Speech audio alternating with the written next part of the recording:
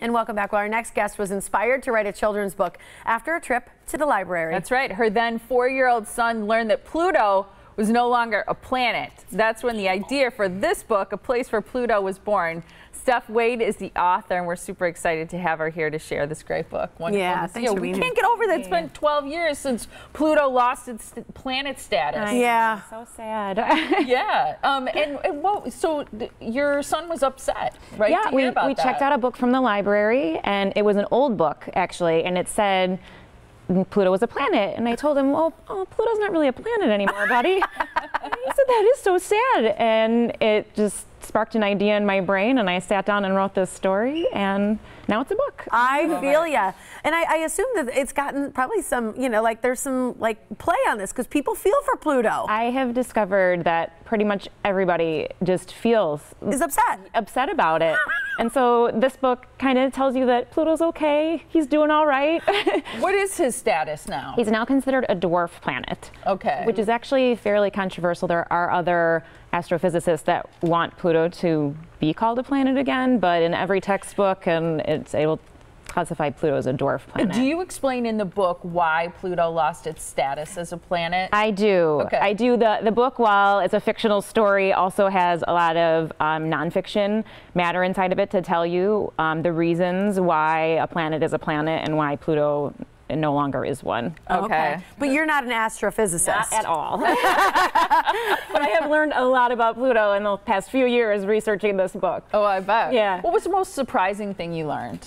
I think, to me, actually, the most surprising thing I've learned is the connection people have to this planet. Yeah. And when I started going through, and if you follow Pluto on Twitter, every day there's somebody talking about how they feel so bad for Pluto. How cute you made Pluto, too. I know. So that's Melanie Demmer was my illustrator. Yeah. She did a wonderful job. So cool personifying Pluto like that. I love it. Yeah. So this is interesting. So this is your first published book. This is my first published book, yes. What does your son, who's now 8, think of it? He is so excited. When we found out we were going to be putting this book out, he said, "Now that's how you sell a book." That's cute. So now, and I was asking you during the break because I remember growing up and you were learning the planets like My Very Earthly Mother. What was it? It used to be just served us 9 pizzas. Yeah. Now they say noodles. Now they say noodles because there's no pizza in that equation. Yeah. Oh, yeah. That's kind of a bummer. Right? And what happens in the book? Is it about Pluto finding his place in the solar system? In the book, the planets tell him, somebody on Earth says you're not a planet anymore. Sorry, buddy. And so he feels it kind of has an identity crisis. He doesn't know where he belongs anymore.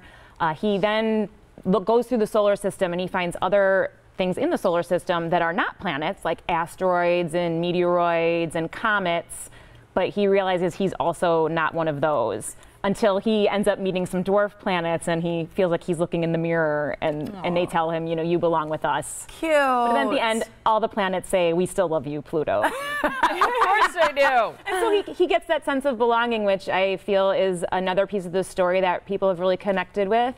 They, everybody's had a time in their life when they feel like they don't belong somewhere or they were somewhere and they had to leave or get kicked out of some kind of a group.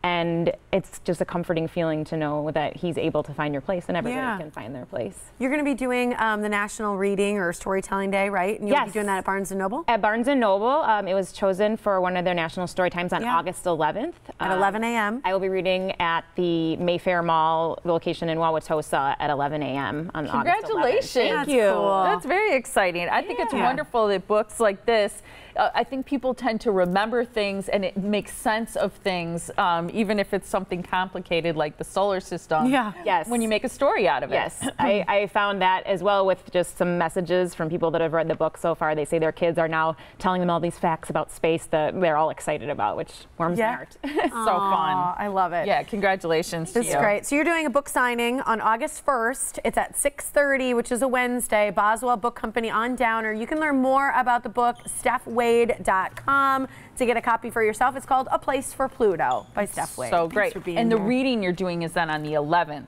Yes, of August, and I'll be right? reading at Boswell Books on the 1st as well, so I'll be doing a reading at both. Wonderful. Great. Yeah, great to see you. Thanks for joining us, so much. Stef. Me. Yeah. All right.